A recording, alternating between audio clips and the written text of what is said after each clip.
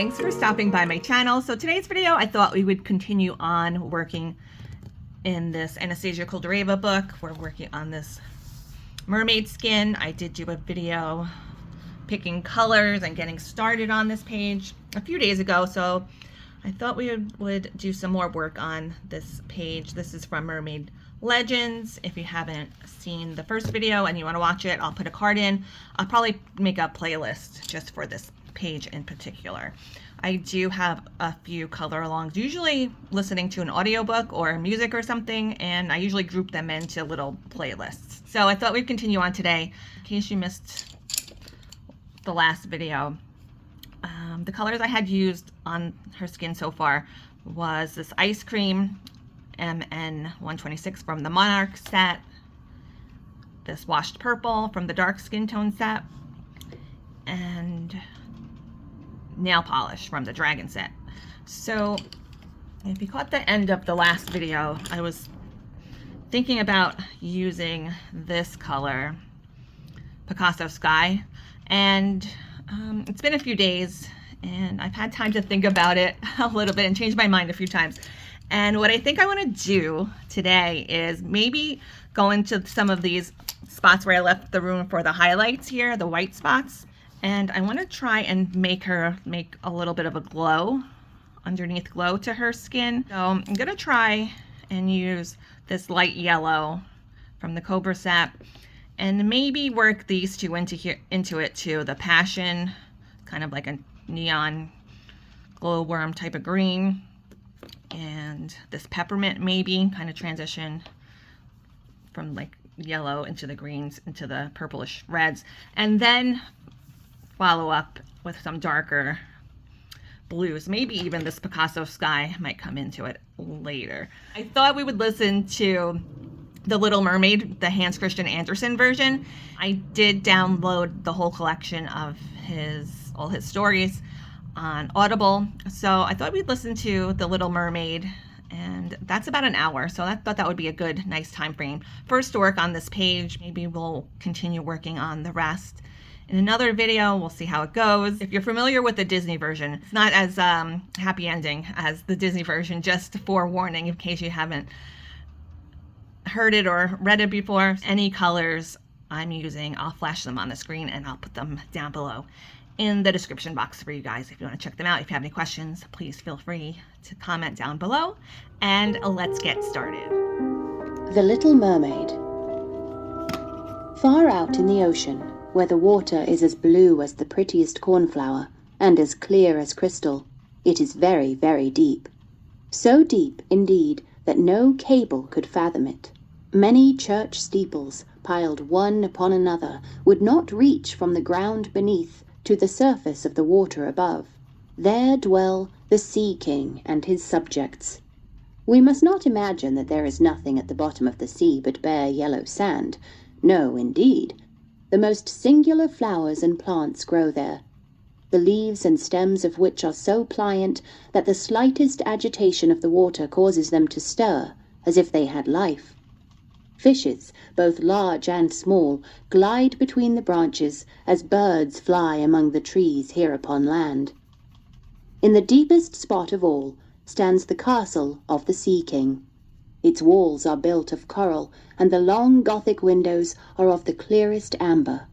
The roof is formed of shells that open and close as the water flows over them. Their appearance is very beautiful, for in each lies a glittering pearl, which would be fit for the diadem of a queen. The Sea King had been a widower for many years, and his aged mother kept house for him. She was a very wise woman, and exceedingly proud of her high birth. On that account she wore 12 oysters on her tail, while others, also of high rank, were only allowed to wear 6. She was, however, deserving of very great praise, especially for her care of the little sea princesses, her granddaughters. They were 6 beautiful children, but the youngest was the prettiest of them all. Her skin was as clear and delicate as a rose leaf, and her eyes as blue as the deepest sea. But, like all the others, she had no feet, and her body ended in a fish's tail. All day long they played in the great halls of the castle, or among the living flowers that grew out of the walls. The large amber windows were open, and the fish swam in, just as the swallows fly into our houses when we open the windows, excepting that the fishes swam up to the princesses, ate out of their hands, and allowed themselves to be stroked.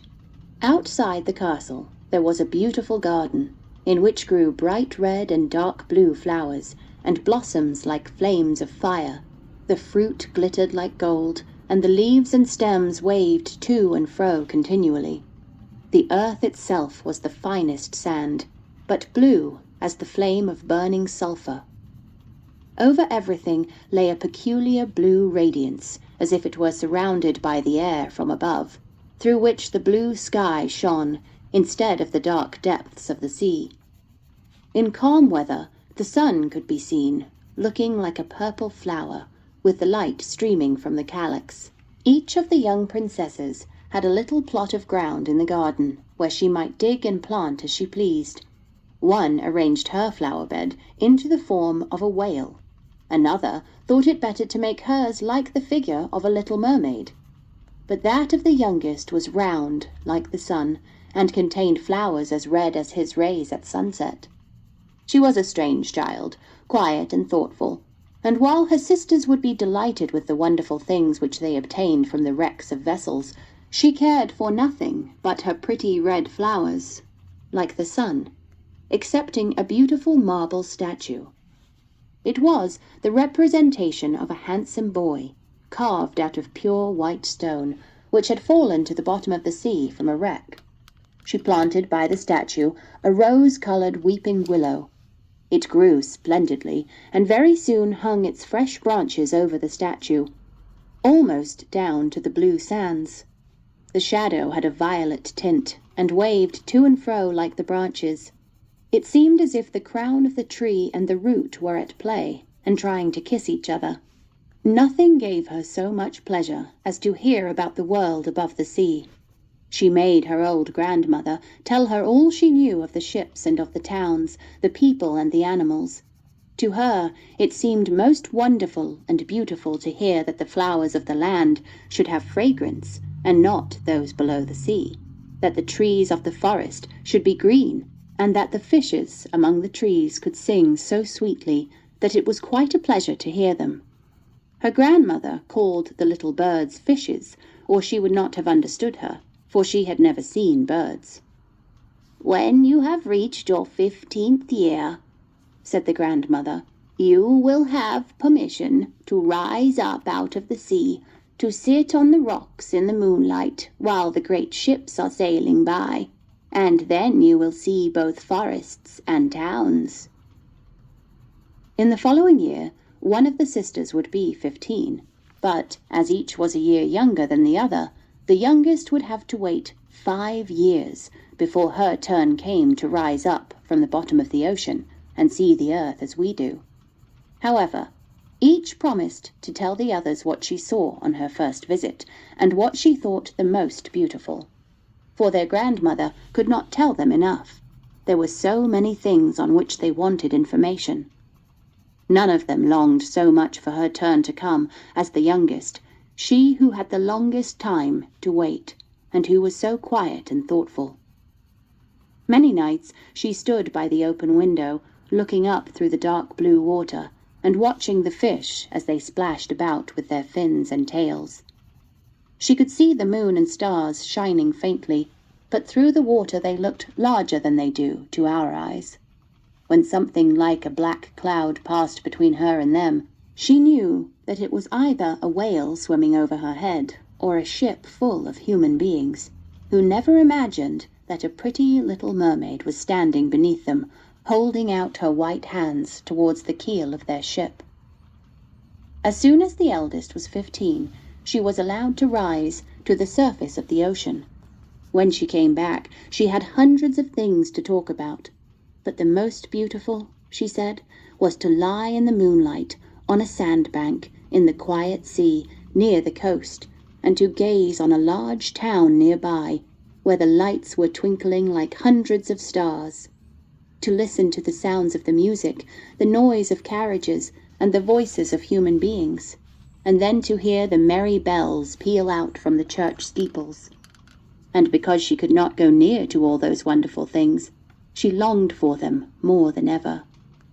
Oh, did not the youngest sister listen eagerly to all these descriptions? And afterwards, when she stood at the open window looking up through the dark blue water, she thought of the great city, with all its bustle and noise, and even fancied she could hear the sound of the church bells down in the depths of the sea. In another year, the second sister received permission to rise to the surface of the water, and to swim about where she pleased. She rose just as the sun was setting, and this, she said, was the most beautiful sight of all. The whole sky looked like gold, while violet and rose-colored clouds, which she could not describe, floated over her. And, still more rapidly than the clouds, flew a large flock of wild swans towards the setting sun, looking like a long white veil across the sea. She also swam towards the sun, but it sunk into the waves, and the rosy tints faded from the clouds and from the sea. The third sister's turn followed. She was the boldest of them all, and she swam up a broad river that emptied itself into the sea. On the banks she saw green hills covered with beautiful vines. Palaces and castles peeped out from amid the proud trees of the forest. She heard the birds singing, and the rays of the sun were so powerful that she was obliged often to dive down under the water to cool her burning face. In a narrow creek she found a whole troop of little human children, quite naked, and sporting about in the water. She wanted to play with them, but they fled in a great fright.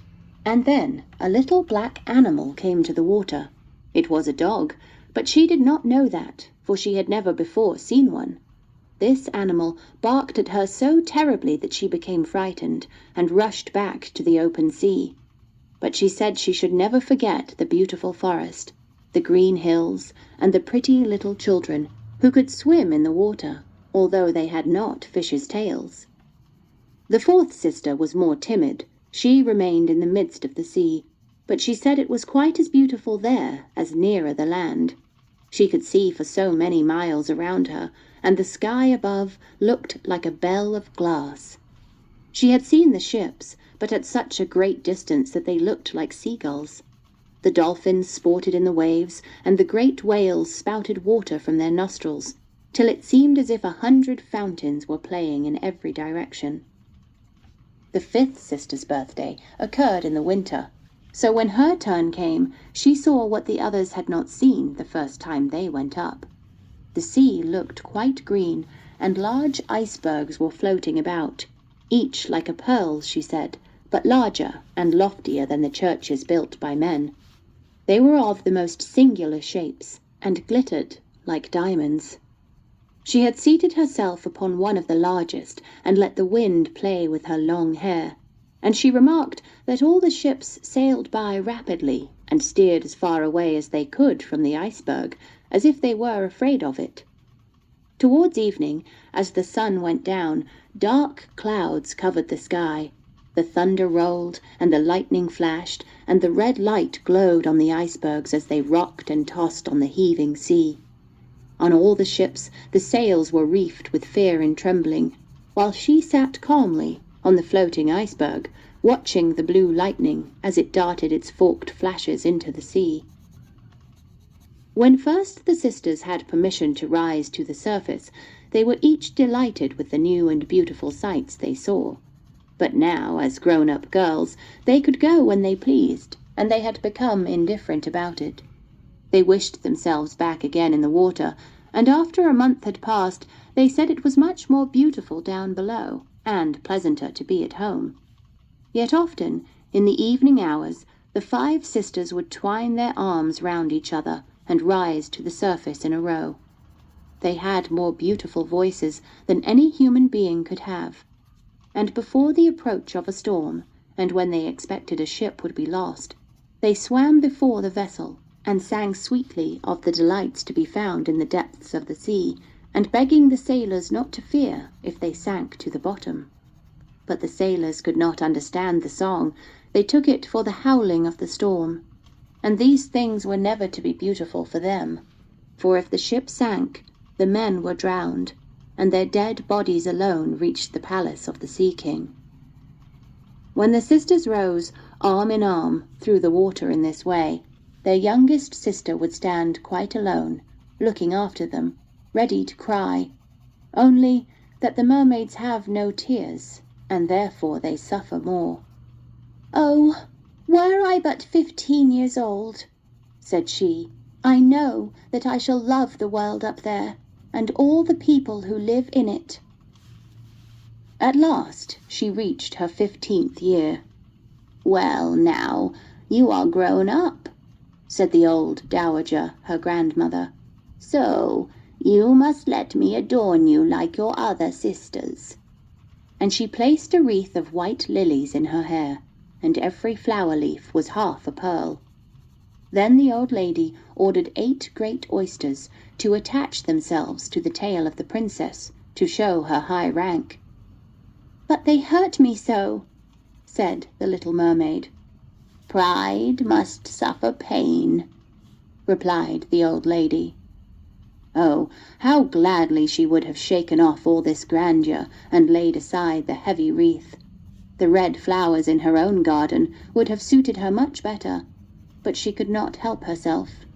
So she said, "Farewell," and rose as lightly as a bubble to the surface of the water. The sun had just set as she raised her head above the waves, but the clouds were tinted with crimson and gold, and through the glimmering twilight beamed the evening star in all its beauty. The sea was calm, and the air mild and fresh.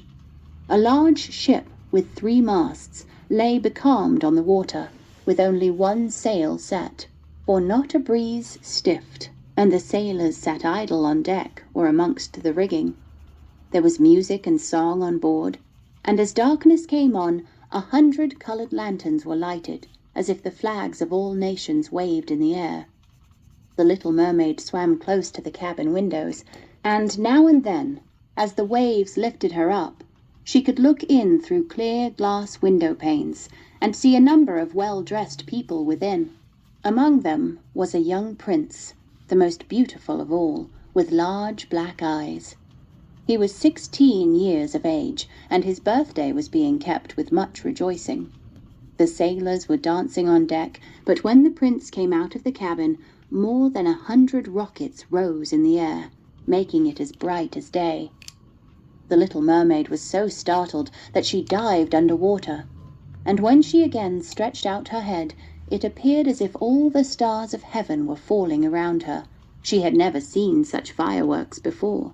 Great suns spurted fire about, splendid fireflies flew into the blue air, and everything was reflected in the clear, calm sea beneath. The ship itself was so brightly illuminated that all the people, and even the smallest rope, could be distinctly and plainly seen.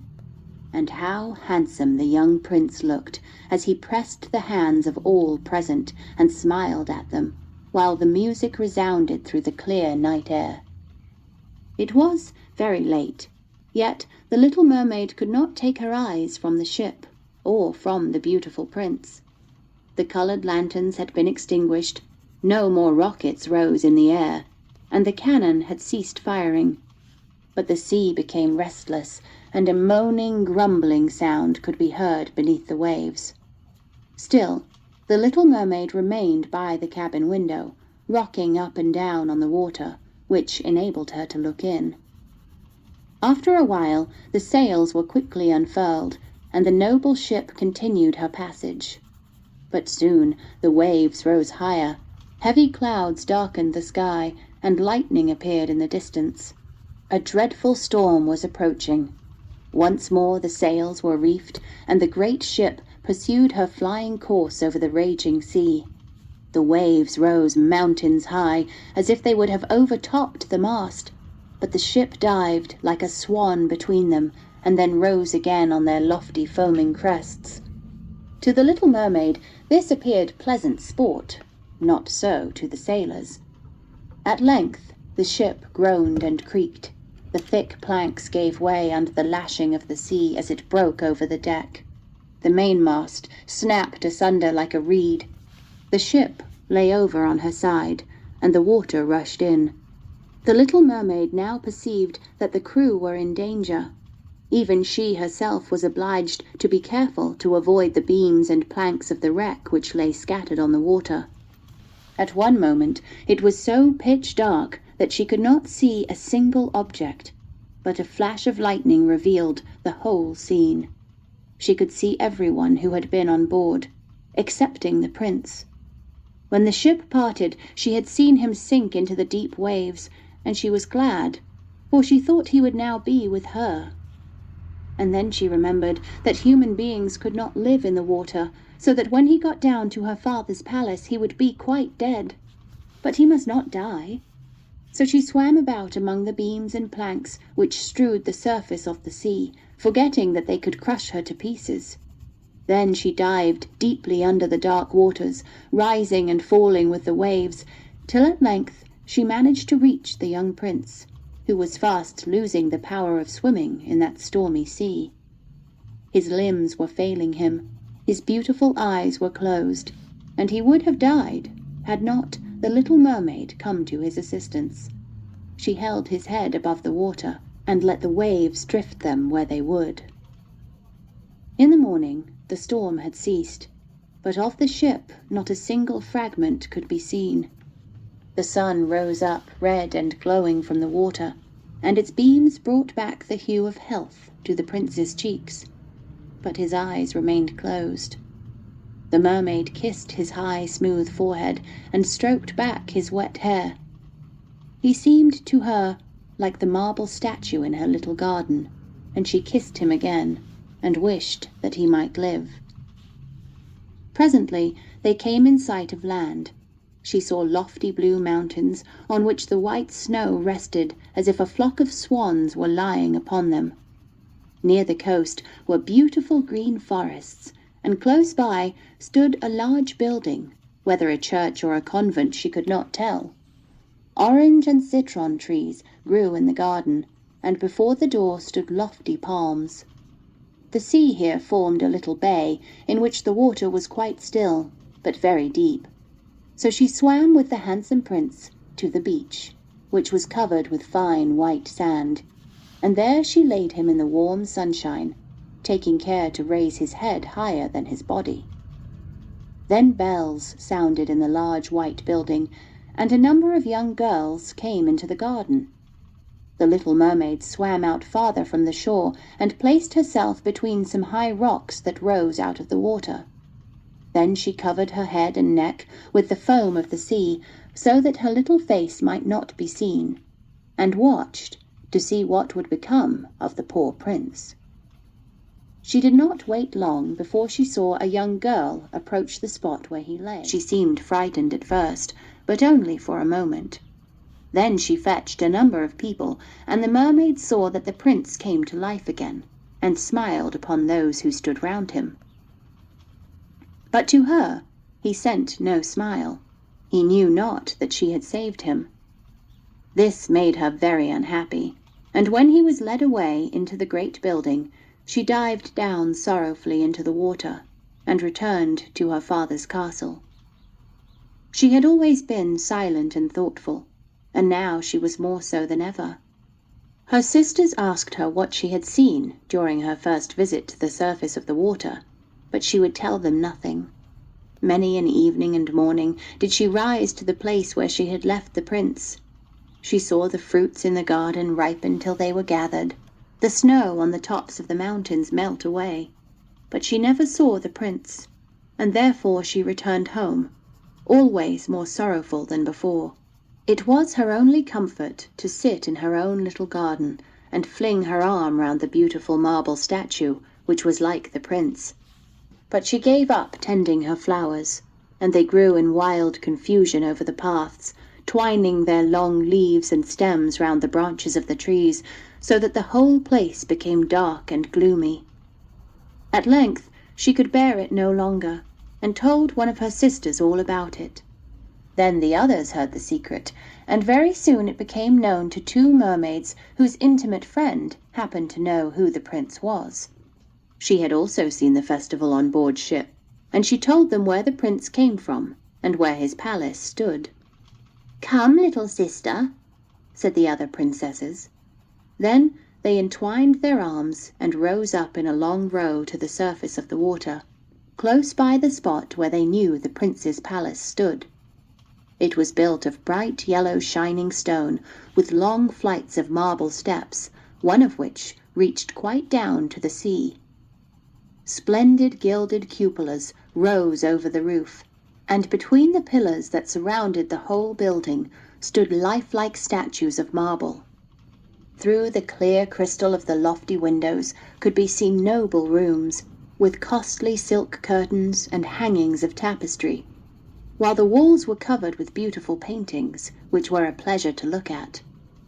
In the center of the largest saloon, a fountain threw its sparkling jets high up into the glass cupola of the ceiling, through which the sun shone down upon the water and upon the beautiful plants growing round the basin of the fountain. Now that she knew where he lived, she spent many an evening and many a night on the water near the palace. She would swim much nearer the shore than any of the others ventured to do. Indeed, once she went quite up the narrow channel under the marble balcony, which threw a broad shadow on the water.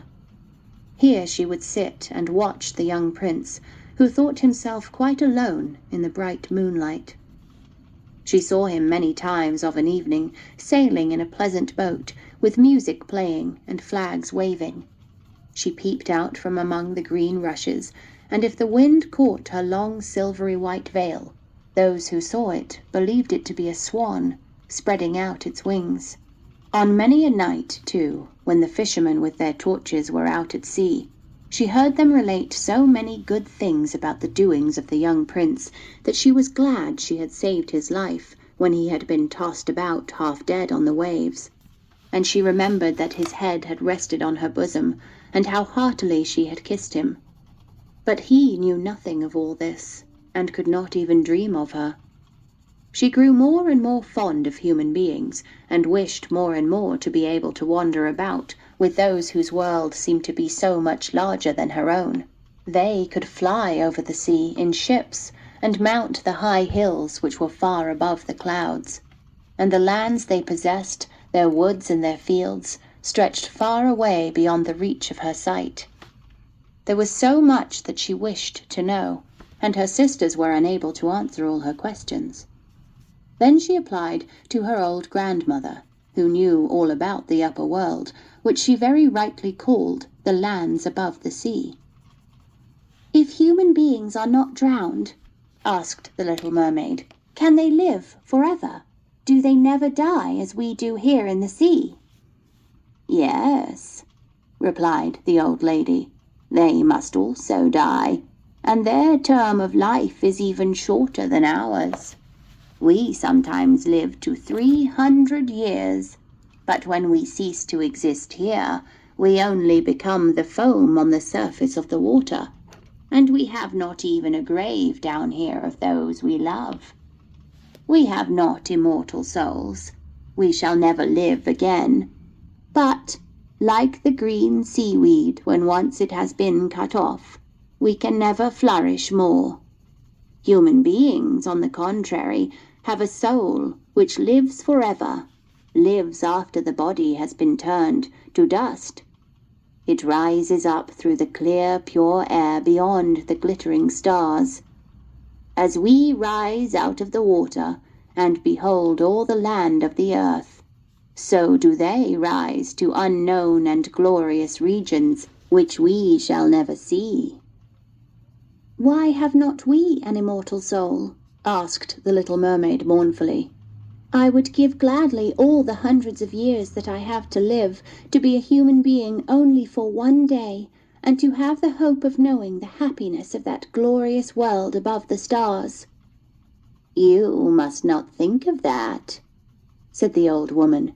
"We feel ourselves to be much happier and much better off than human beings." "So I shall die," said the little mermaid. "And as the foam of the sea, I shall be driven about, never again to hear the music of the waves, or to see the pretty flowers, nor the red sun. Is there anything I can do to win an immortal soul?"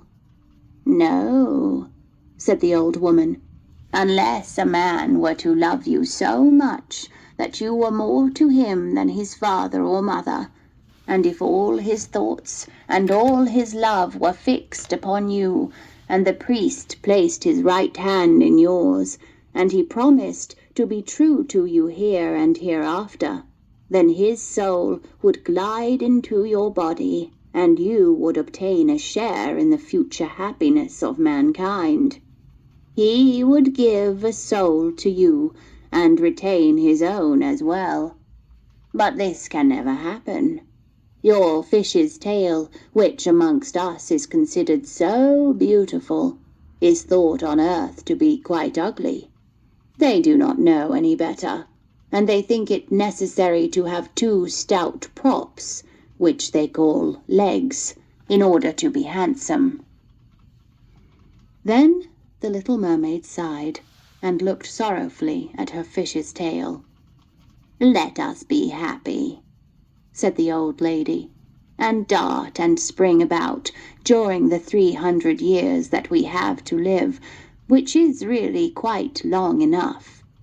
After that we can rest ourselves all the better. This evening we are going to have a court ball. It is one of those splendid sights which we can never see on earth. The walls and the ceiling of the large ballroom were of thick but transparent crystal.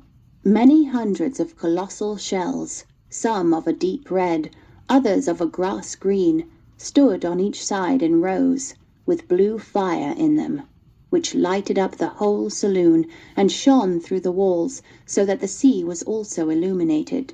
Innumerable fishes, great and small, swam past the crystal walls.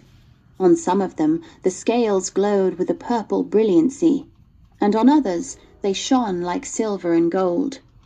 Through the halls flowed a broad stream, and in it danced the mermen and the mermaids to the music of their own sweet singing. No one on earth has such a lovely voice as theirs. The little mermaid sang more sweetly than them all.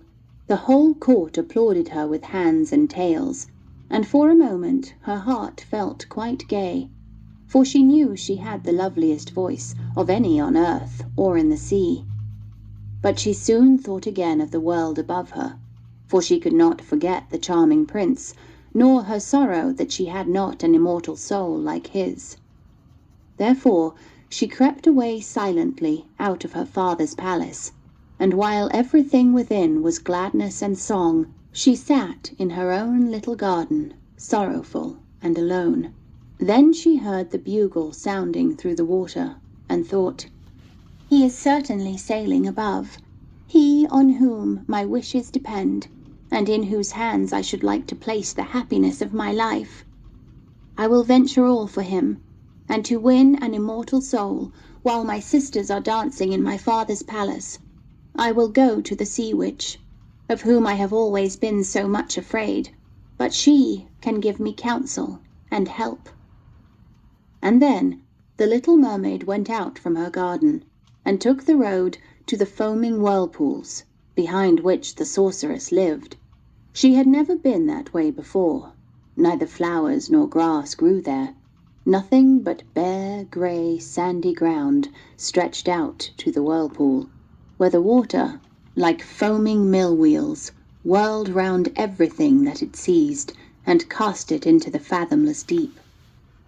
Through the midst of these crushing whirlpools the little mermaid was obliged to pass, to reach the dominions of the sea witch. And also, for a long distance, the only road lay right across a quantity of warm, bubbling mire, called by the witch her turf moor.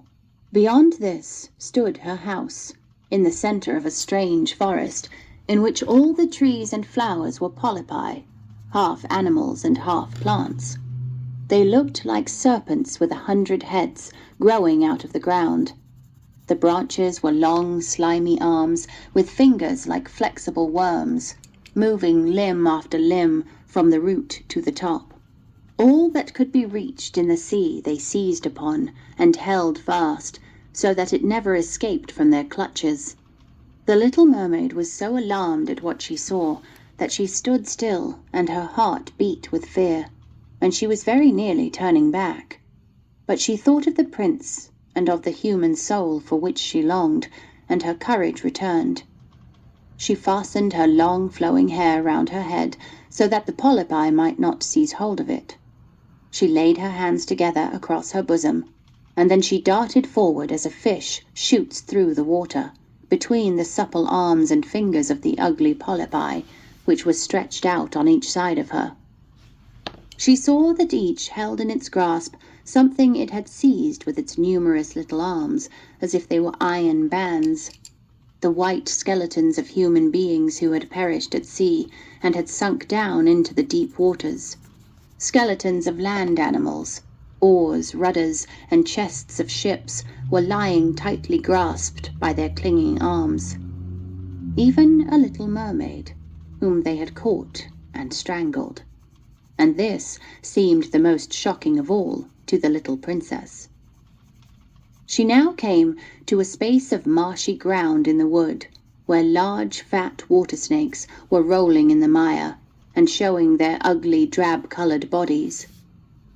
In the midst of this spot stood a house, built with the bones of shipwrecked human beings. There sat the sea witch, allowing a toad to eat from her mouth, just as people sometimes feed a canary with a piece of sugar. She called the ugly water snakes her little chickens, and allowed them to crawl all over her bosom. "I know what you want," said the sea witch. "It is very stupid of you, but you shall have your way, and it will bring you to sorrow, my pretty princess. You want to get rid of your fish's tail, and to have two supports instead of it, like human beings on earth, so that the young prince may fall in love with you, and that you may have an immortal soul." And then the witch laughed so loud and disgustingly that the toad and the snakes fell to the ground and lay there wriggling about. "You are but just in time," said the witch, "for after sunrise tomorrow I should not be able to help you till the end of another year.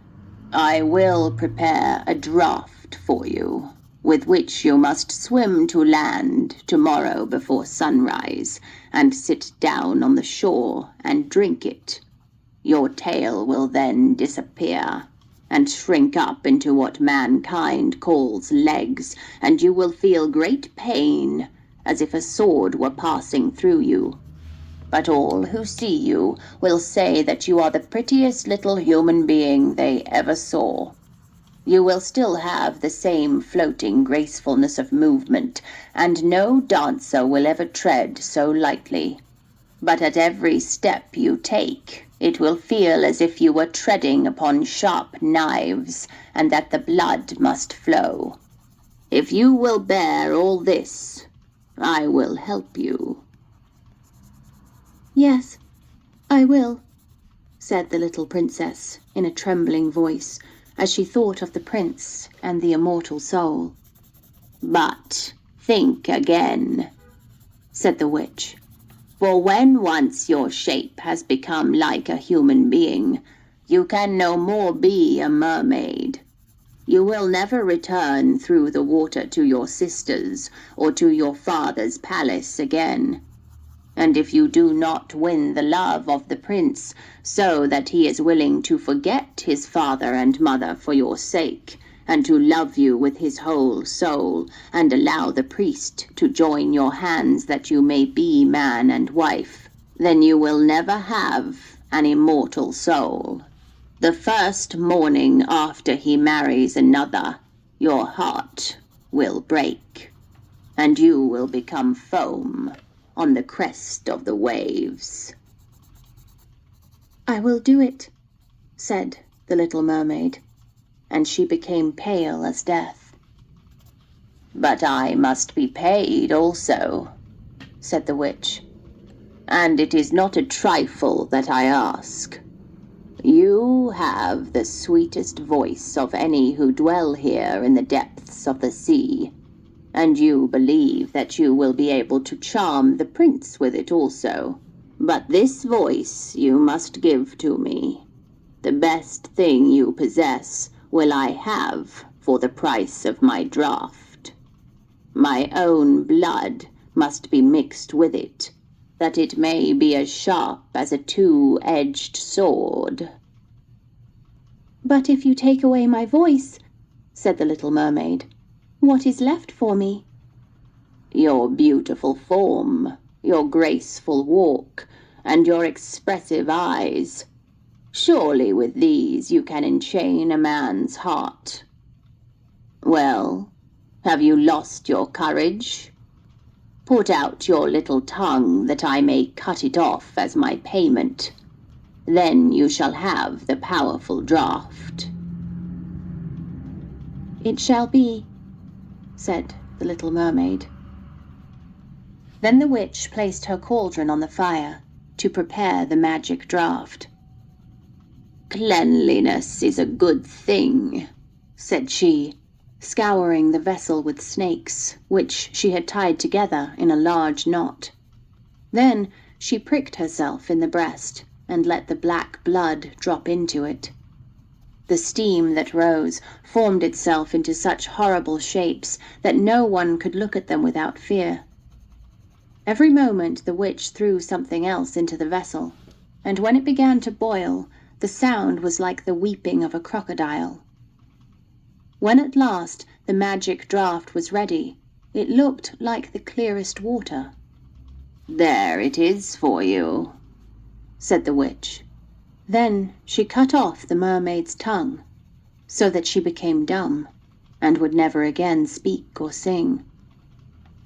"If the polypi should seize hold of you as you return through the wood," said the witch, "throw over them a few drops of the potion, and their fingers will be torn into 1,000 pieces."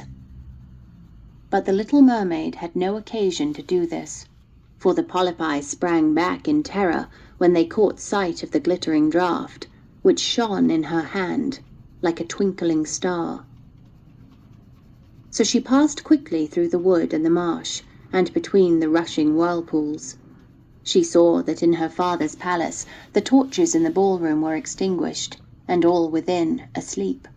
But she did not venture to go into them, for now she was dumb and going to leave them forever. She felt as if her heart would break. She stole into the garden, took a flower from the flower beds of each of her sisters, kissed her hand 1,000 times towards the palace, and then rose up through the dark blue waters. The sun had not risen when she came in sight of the prince's palace and approached the beautiful marble steps, but the moon shone clear and bright. Then the little mermaid drank the magic draught, and it seemed as if a two-edged sword went through her delicate body. She fell into a swoon and lay like one dead. When the sun arose and shone over the sea, she recovered and felt a sharp pain. But just before her stood the handsome young prince. He fixed his coal black eyes upon her so earnestly that she cast down her own, and then became aware that her fish's tail was gone, and that she had as pretty a pair of white legs and tiny feet as any little maiden could have. But she had no clothes, so she wrapped herself in her long, thick hair. The prince asked her who she was and where she came from, and she looked at him mildly and sorrowfully with her deep blue eyes, but she could not speak. Every step she took was as the witch had said it would be. She felt as if treading upon the points of needles or sharp knives, but she bore it willingly, and stepped as lightly by the prince's side as a soap bubble, so that he and all who saw her wondered at her graceful swaying movements. She was very soon arrayed in costly robes of silk and muslin, and was the most beautiful creature in the palace. but she was dumb, and could neither speak nor sing. Beautiful female slaves, dressed in silk and gold, stepped forward and sang before the prince and his royal parents. One sang better than all the others, and the prince clapped his hands and smiled at her. This was great sorrow to the little mermaid. She knew how much more sweetly she herself could sing once, and she thought, "Oh, if he could only know that! I have given away my voice forever to be with him." The slaves next performed some pretty fairy-like dances to the sound of beautiful music. Then the little mermaid raised her lovely white arms, stood on the tips of her toes, and glided over the floor, and danced as no one yet had been able to dance. At each moment her beauty became more revealed, and her expressive eyes appealed more directly to the heart than the songs of the slaves. Everyone was enchanted, especially the prince, who called her his little foundling. And she danced again quite readily to please him, though each time her foot touched the floor, it seemed as if she trod on sharp knives. The prince said she should remain with him always, and she received permission to sleep at his door on a velvet cushion. He had a page's dress made for her, that she might accompany him on horseback. They rode together through the sweet-scented woods, where the green boughs touched their shoulders, and the little birds sang among the fresh leaves. She climbed with the prince to the tops of high mountains, and although her tender feet bled so that even her steps were marked, she only laughed, and followed him till they could see the clouds beneath them, looking like a flock of birds travelling to distant lands. While at the prince's palace, and when all the household were asleep, she would go and sit on the broad marble steps, for it eased her burning feet to bathe them in the cold sea-water. And then she thought of all those below in the deep. Once, during the night, her sisters came up arm in arm, singing sorrowfully, as they floated on the water. She beckoned to them, and then they recognized her, and told her how she had grieved them.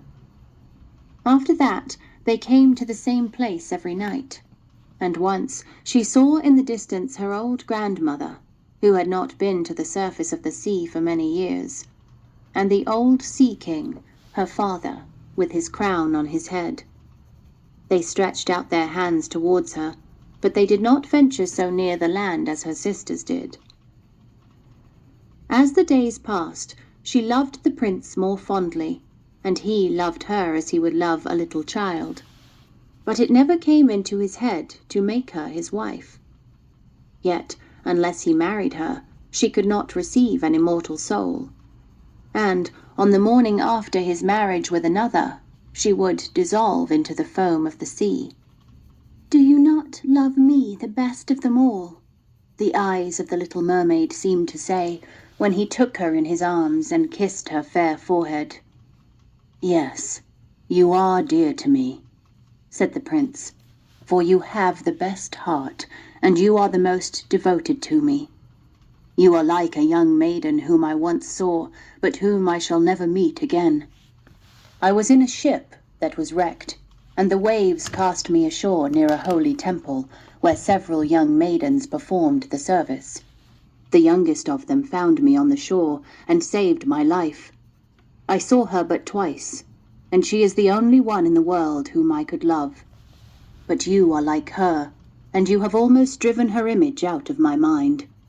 She belongs to the holy temple, and my good fortune has sent you to me instead of her, and we will never part."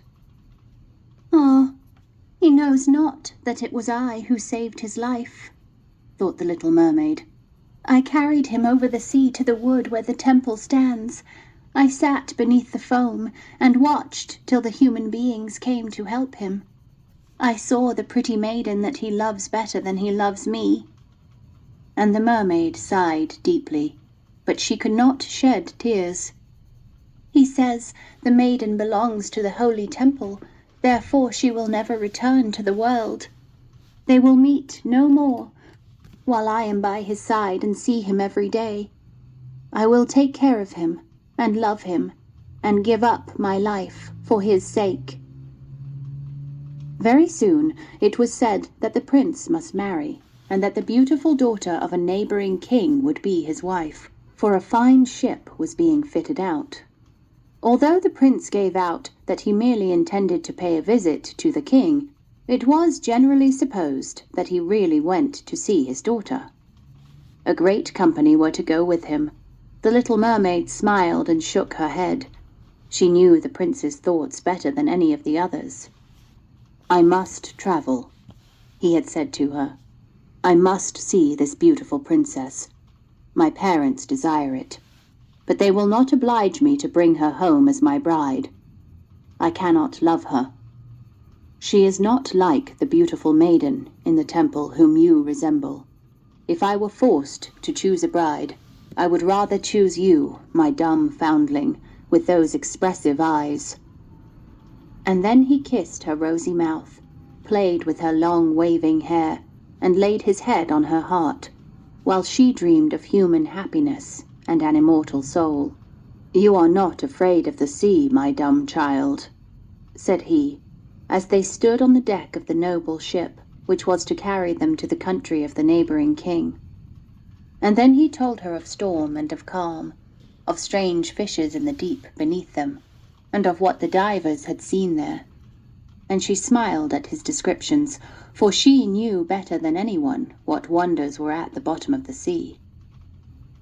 In the moonlight, when all on board were asleep, excepting the man at the helm who was steering, she sat on the deck, gazing down through the clear water. She thought she could distinguish her father's castle, and upon it her aged grandmother with the silver crown on her head, looking through the rushing tide at the keel of the vessel. Then her sisters came up on the waves and gazed at her mournfully, wringing their white hands. She beckoned to them and smiled, and wanted to tell them how happy and well off she was. But the cabin boy approached, and when her sisters dived down, he thought it was only the foam of the sea which he saw. The next morning the ship sailed into the harbour of a beautiful town belonging to the king whom the prince was going to visit. The church bells were ringing, and from the high towers sounded a flourish of trumpets, and soldiers with flying colours and glittering bayonets lined the rocks through which they passed. Every day was a festival. Balls and entertainments followed one another. But the princess had not yet appeared. People said that she was being brought up and educated in a religious house, where she was learning every royal virtue. At last she came. Then the little mermaid, who was very anxious to see whether she was really beautiful, was obliged to acknowledge that she had never seen a more perfect vision of beauty. Her skin was delicately fair, and beneath her long dark eyelashes her laughing blue eyes shone with truth and purity. "It was you," said the prince, "who saved my life when I lay dead on the beach." And he folded his blushing bride in his arms. "Oh, I am too happy," said he to the little mermaid. "My fondest hopes are all fulfilled. You will rejoice at my happiness, for your devotion to me is great and sincere." The little mermaid kissed his hand, and felt as if her heart were already broken. His wedding morning would bring death to her, and she would change into the foam of the sea. All the church bells rung, and the heralds rode about the town proclaiming the betrothal. Perfumed oil was burning in costly silver lamps on every altar. The priests waved the censers, while the bride and bridegroom joined their hands and received the blessing of the bishop. The little mermaid, dressed in silk and gold, held up the bride's train. But her ears heard nothing of the festive music, and her eyes saw not the holy ceremony. She thought of the night of death which was coming to her, and of all she had lost in the world. On the same evening, the bride and bridegroom went on board ship. Cannons were roaring, flags waving, and in the center of the ship a costly tent of purple and gold had been erected. It contained elegant couches for the reception of the bridal pair during the night. The ship, with swelling sails and a favorable wind, glided away smoothly and lightly over the calm sea. When it grew dark, a number of colored lamps were lit, and the sailors danced merrily on the deck. The little mermaid could not help thinking of her first rising out of the sea, when she had seen similar festivities and joys. And she joined in the dance, poised herself in the air as a swallow when he pursues his prey, and all present cheered her with wonder. She had never danced so elegantly before. Her tender feet felt as if cut with sharp knives, but she cared not for it. A sharper pang had pierced through her heart. She knew this was the last evening she should ever see the prince, for whom she had forsaken her kindred and her home. She had given up her beautiful voice, and suffered unheard-of pain daily for him, while he knew nothing of it. This was the last evening that she would breathe the same air with him, or gaze on the starry sky and the deep sea. An eternal night, without a thought or a dream, awaited her. She had no soul, and now she could never win one. All was joy and gaiety on board ship, till long after midnight. She laughed and danced with the rest, while the thoughts of death were in her heart. The prince kissed his beautiful bride, while she played with his raven hair, till they went arm in arm to rest in the splendid tent. Then all became still on board the ship. The helmsman, alone awake, stood at the helm. The little mermaid leaned her white arms on the edge of the vessel, and looked towards the east for the first blush of morning, for that first ray of dawn that would bring her death. She saw her sisters rising out of the flood. They were as pale as herself, but their long, beautiful hair waved no more in the wind, and had been cut off. "We have given our hair to the witch," said they, "to obtain help for you, that you may not die tonight. She has given us a knife.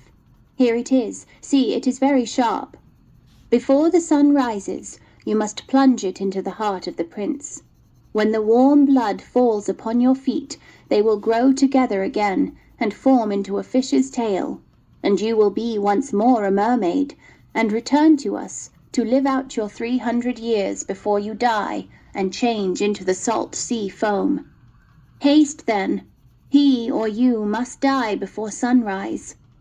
Our old grandmother moans so for you that her white hair is falling off from sorrow, as ours fell under the witch's scissors.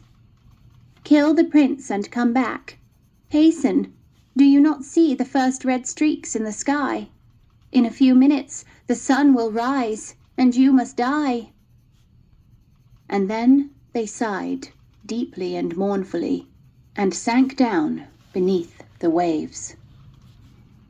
The little mermaid drew back the crimson curtain of the tent, and beheld the fair bride with her head resting on the prince's breast. She bent down and kissed his fair brow, then looked at the sky, on which the rosy dawn grew brighter and brighter. Then she glanced at the sharp knife, and again fixed her eyes on the prince, who whispered the name of his bride in his dreams. She was in his thoughts, and the knife trembled in the hand of the little mermaid. Then she flung it far away from her, into the waves. The water turned red where it fell, and the drops that spurted up looked like blood. She cast one more lingering, half-fainting glance at the prince, and then threw herself from the ship into the sea, and thought her body was dissolving into foam. The sun rose above the waves, and his warm rays fell on the cold foam of the little mermaid, who did not feel as if she were dying. She saw the bright sun, and all around her floated hundreds of transparent, beautiful beings. She could see through them the white sails of the ship and the red clouds in the sky.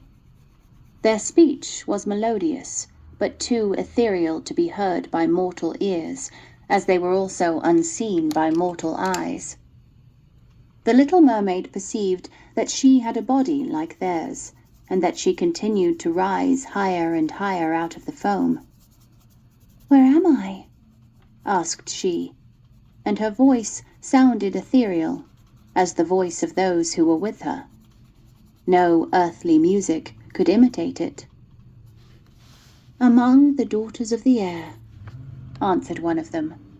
A mermaid has not an immortal soul, nor can she obtain one unless she wins the love of a human being. On the power of another hangs her eternal destiny.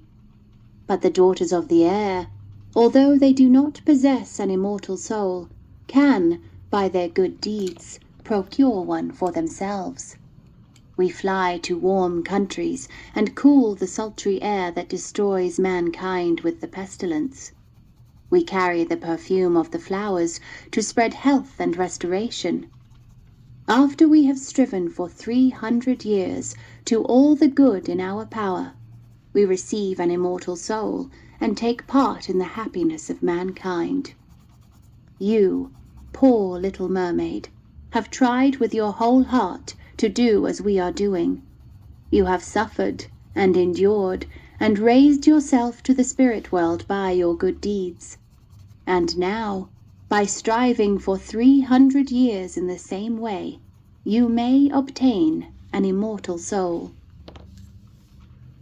The little mermaid lifted her glorified eyes towards the sun, and felt them, for the first time, filling with tears. On the ship in which she had left the prince, there were life and noise. She saw him and his beautiful bride searching for her. Sorrowfully, they gazed at the pearly foam, as if they knew she had thrown herself into the waves. Unseen, she kissed the forehead of her bride, and fanned the prince, and then mounted with the other children of the air to a rosy cloud that floated through the ether. "After 300 years, thus shall we float into the kingdom of heaven," said she. "And we may even get there sooner," whispered one of her companions. "Unseen, we can enter the houses of men where there are children, and for every day on which we find a good child who is the joy of his parents and deserves their love, our time of probation is shortened. The child does not know, when we fly through the room, that we smile with joy at his good conduct, for we can count 1 year less of our 300 years. But when we see a naughty or a wicked child, we shed tears of sorrow, and for every tear, a day is added to our time of trial."